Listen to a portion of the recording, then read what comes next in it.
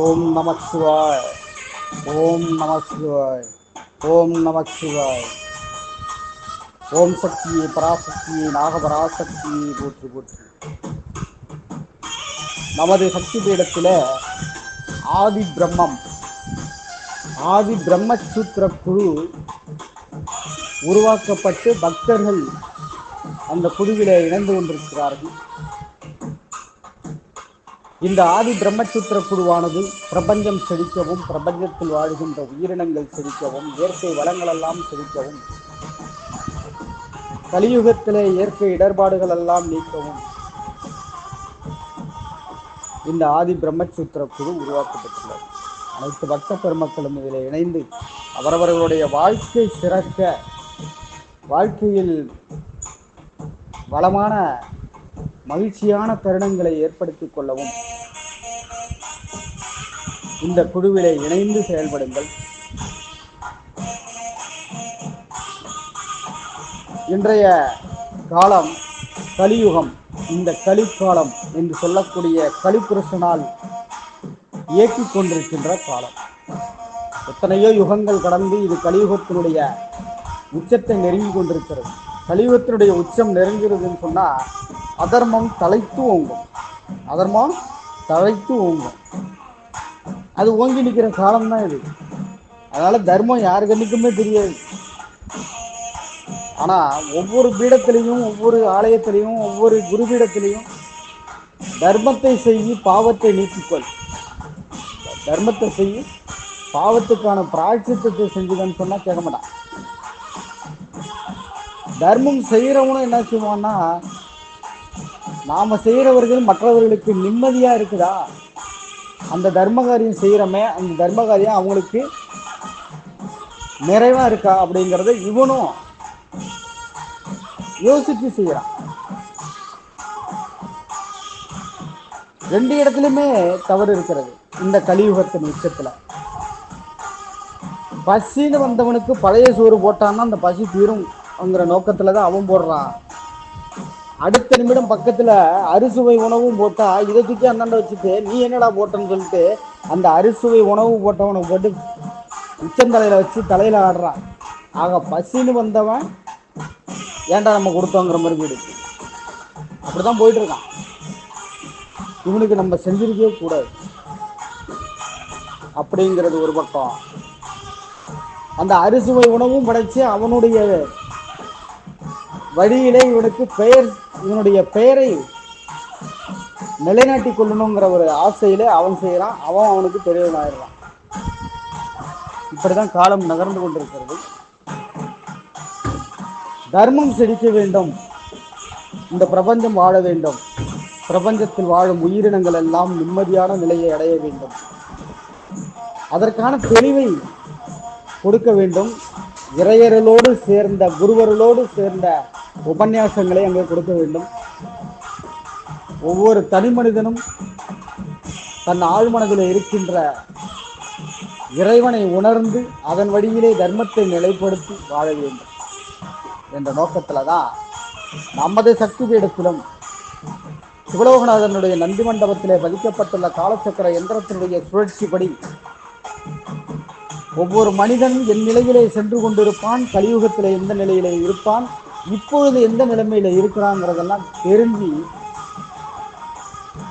ஒவ்வொரு மனிதனுடைய அழிவு பாதையிலிருந்து திசை மாற்றி அவன் வாழ்க்கையை சீர்படுத்தும் வகையில உபவாசம் கொடுக்கப்படுகிறது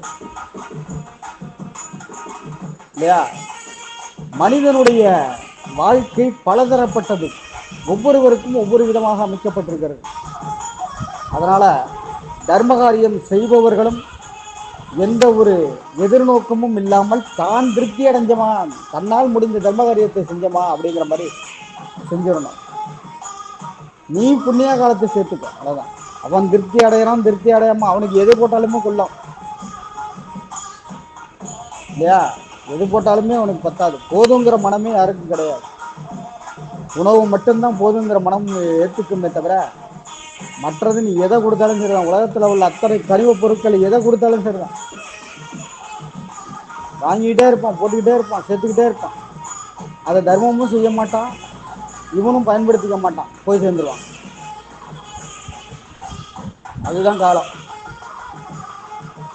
இப்போ மட்டும் இல்லை, யுக யுகமாக இந்த மனிதனுடைய நிலைமை அப்படி இருந்துட்டு தான் வருது. படைக்கப்பட்ட மனிதன் அவனுடைய பாரம்பரியமாக சிறிது சிறிதாக சேர்த்த பாவங்கள் அத்தனையும் இந்த கலியுகத்தில் மனிதன் இப்போ வாழ்ந்து கொண்டிருக்கிற மனிதன் அனுபவித்துக் கொண்டிருக்கிறான். அதுக்கான பிராட்சித்தத்தை தேடும் நிலையிலும் மனிதன் முன்வருவதில்லை. அதனால தான் தர்ம காரியத்தில் ஈடுபடுகின்றோமா, தான் செய்த தர்மம் உறுதியானதா அப்படின்னு நினைச்சு நிம்மதி நிலையை அடைஞ்சுக்கணும். அவ்வளவுதான். இப்ப மன்னனே இருந்தாலும், ஒரு நாட்டை ஆளுகின்ற மன்னனே இருந்தாலும், அவன் மக்களுக்கு செய்கின்ற தர்ம காரியம் நிறைவாக நம்ம செஞ்சிருக்கிறோமா அப்படின்னு நினைச்சிட்டு அந்த வழியில நிம்மதி பெருமூச்சு விட்டு வாழ்வது நிறைவாக இருக்கும். யாரையும் திருப்திப்படுத்த முடியாது.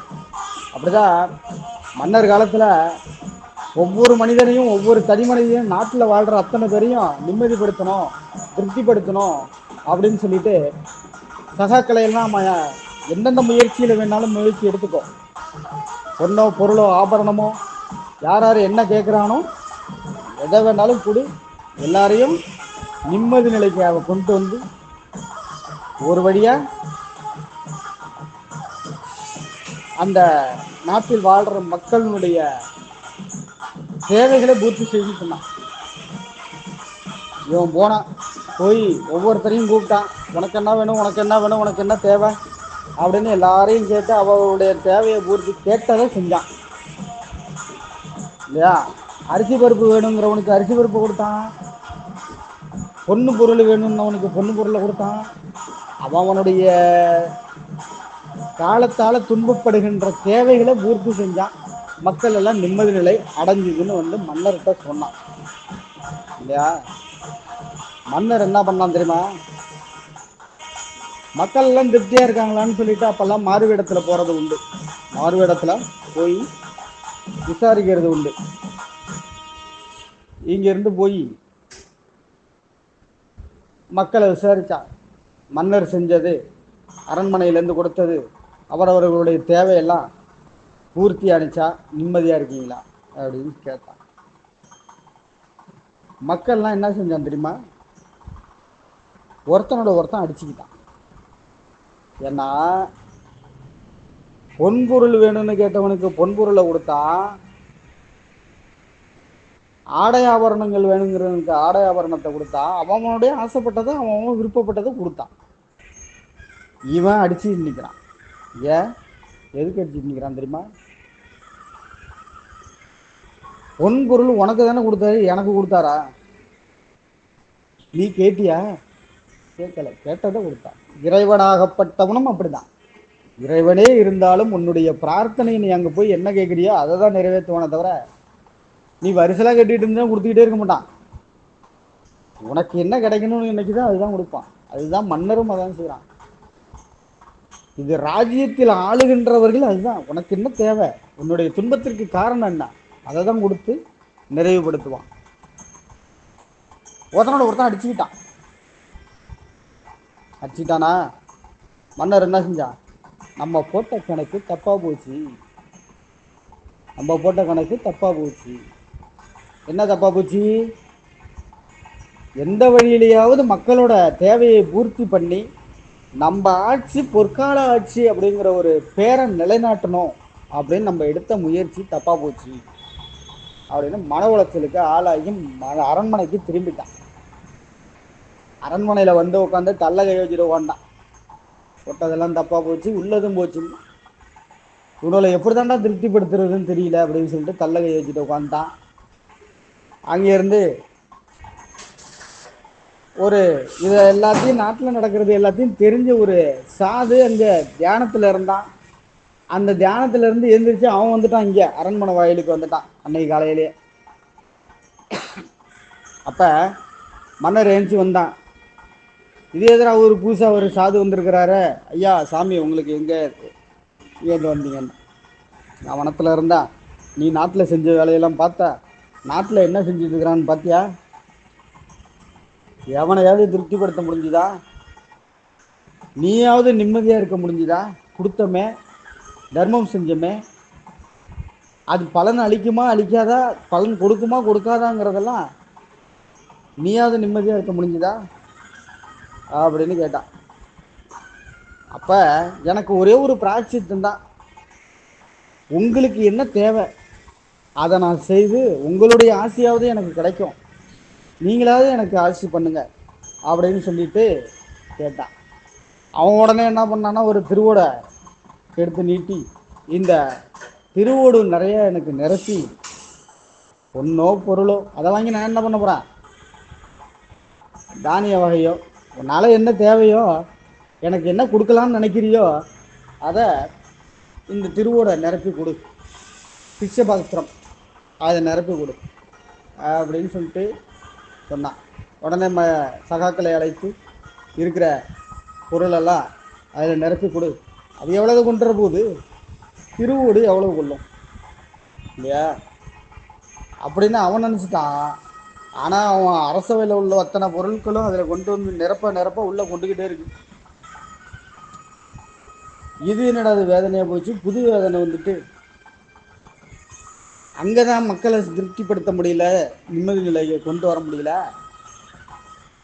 இந்த சாமியாராவது ஆசீர்வாதம் பண்ணுவாருன்னு பார்த்தா இதுவும் இப்படியே போகுது அப்படின்னு சொல்லிட்டு யோசிச்சா. எல்லாத்தையும் இனிமேல் ஒன்றும் இல்லை சாமின்ட்டான்.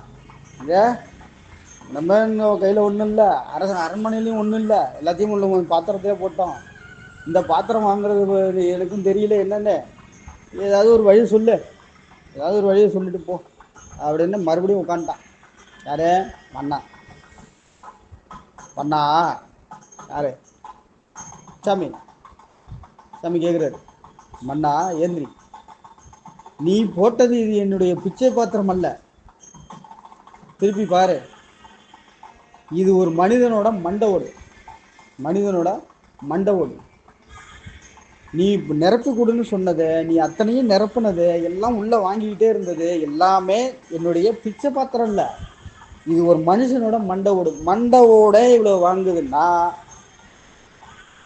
ஒரு மனுஷனுக்குள்ள மண்டை ஓட்டுக்குள்ள எவ்வளவு இருக்கும்? ஒரு மண்டை ஓடு, இந்த மண்டை ஓடே வாங்குதுன்னா ஒரு மனுஷனோட மண்டை ஓட்டுல எவ்வளவு இருக்கும்? அவனுக்கு நீ கொடுத்து திருப்திப்படுத்த முடியுமா? முதல்ல நீ பண்ணவே முடியாது. நீ தர்ம காரியம் செய்கிறையா, உன்னுடைய ஆழ்மனதில் இறைவன் குடிகொண்டிருக்கிறானா, அவனுக்கு பொதுவாக சத்தியத்தையும் தர்மத்தையும் நிலைப்படுத்தி தர்ம காரியத்தை நீ செய்வியா, உன்னளவுக்கு நீ நிம்மதியாக இருந்துக்கோ. மற்றவர்களை நிம்மதிப்படுத்த வேண்டிய அவசியம் உனக்கு இல்லை, இந்த மன அழுத்தத்துக்கு ஆளாக வேண்டிய அவசியமும் உனக்கு இல்லை. புரியுதா? அப்படி நீ ஆராய்ச்சி பண்ணணுன்னு சொன்னால் ஒவ்வொரு மனிதனும் ஒவ்வொரு விதம், அவனுக்கும் ஒவ்வொரு விதத்தில் அங்கே விதியை தாண்டமாடுது, ஆசையில் கொந்தளிக்குது. எதையும் நீ திருப்திப்படுத்த முடியாது, நிம்மதிப்படுத்த முடியாது.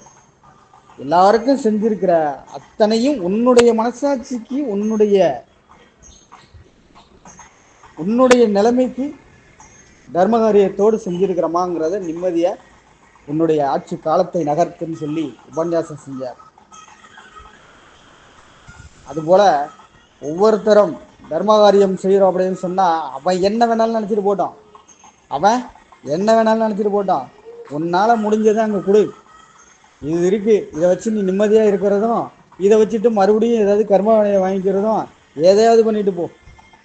ஒருவேளை சாப்பாடு என்னால் கொடுக்க முடியாது, அதுதான் சாப்பிட்டுட்டு போ. சாப்பிட்டுட்டு நீ வாழ்த்தினாலும் சரி திட்டினாலும் சரி இல்லையா, அது அவன் கர்மா. நீ கொடுத்தோம் என்ற நிம்மதியோடு வாழ்வது சாலச் சிறந்தது. இந்த வழியிலே சென்றால் ஒவ்வொரு மனிதனும் தெளிவு நிலையில வாழ்க்கையை மகிழ்ச்சியான தருணத்தை எல்லாம் அமைத்து கொண்டு தர்மகாரியத்திலே ஈடுபடுத்தி கொண்டு அவரவர்களால் முடிந்த தர்மத்தை செய்து